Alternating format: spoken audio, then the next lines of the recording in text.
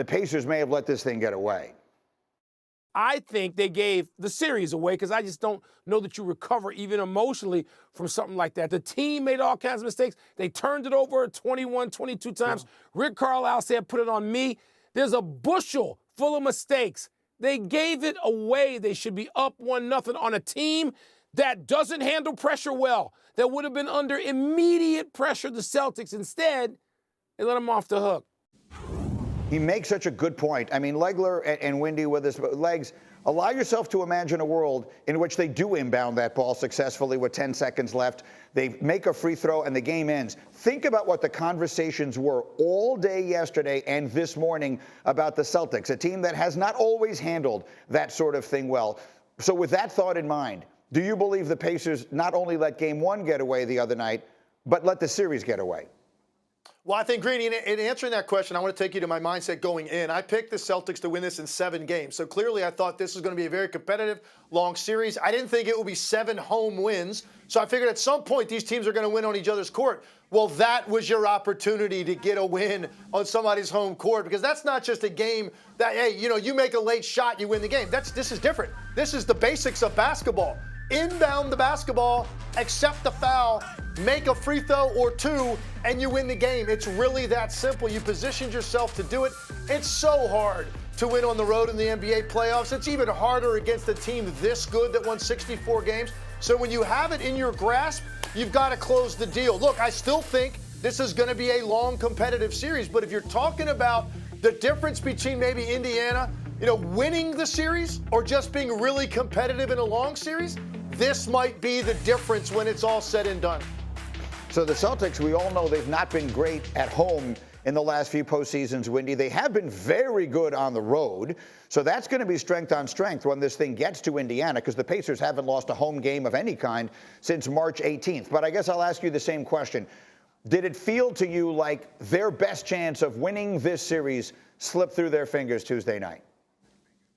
Not necessarily. I really don't overreact to Game 1. And while it was absolutely a terrible loss that they just absolutely let get away, the Pacers are a team of mistakes. They make a lot of mistakes. It is kind of their nature. But they play very high tempo. They play very aggressively. They play very quickly. They do a lot of different things. And they typically make more positive plays than negative plays. So I'm not actually worried about how it affects them. I'm more interested in how the Celtics respond tonight in terms of the style of play. I'm telling you, the Knicks played that last series in the Pacers style of play, and it ultimately caught up with them. The Celtics allowed the Pacers to play their style of game in Game 1. The Celtics have to push back. They are a great defensive team. This game cannot be played at this level. I want to see the Celtics establish their style tonight against a team that they are superior to.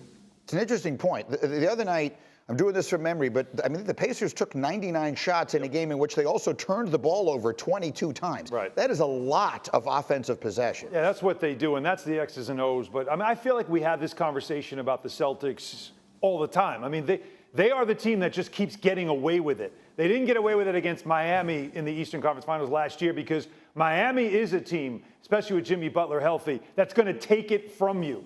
And that's one thing that the Celtics really haven't faced a lot of. That Sixer team last year with Embiid and Harden, they gave that away. We know that. We also know the Cavs are not built to take anything away from anybody. But then we look at the Pacers and we wonder the same thing. Like can the Pacers take it away? I think Indiana showed you who they were. That's why Miles Turner after the game said, we showed our age. That's what they are. They are not a good clutch team. They do have problems closing games because they play at such a high tempo, as Windy pointed out. But with Boston, when does it catch up to them?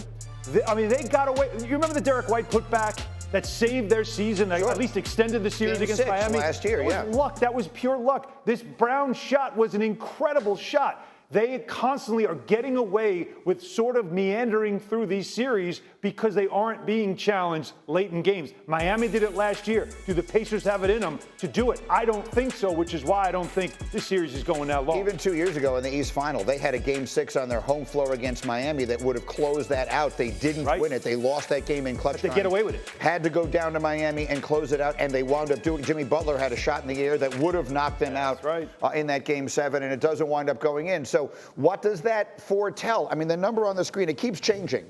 So again, we bring you the odds on these games as they happen. This game, if I'm not mistaken, opened at 6.5. It was an hour ago 9.5. It has moved to 8.5 right now. Boston is a favorite. And Legs, I know for sure you love the underdog in this, whatever the number is. Yeah, I do. And look, I think to back up kind of what Windy said, what Alan said, here's what I do love about Indiana.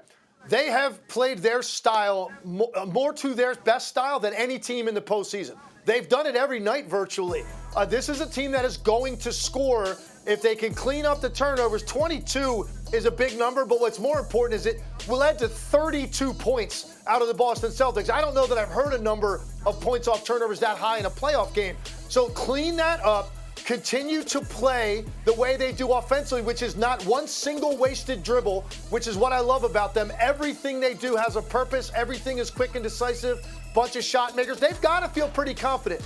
They feel terrible after the game. They felt terrible all day yesterday. When they woke up this morning, they feel a little bit better. And by the time they take the court tonight for Game 2, they're going to feel really good about the way they played overall in Game 1.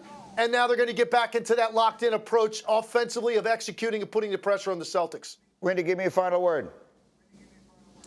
Boston shoots the three-pointer very, very well when they're good. They did not have a great three-point shooting night in terms of volume. Get their three-point shooting up, and they'll have a much easier time.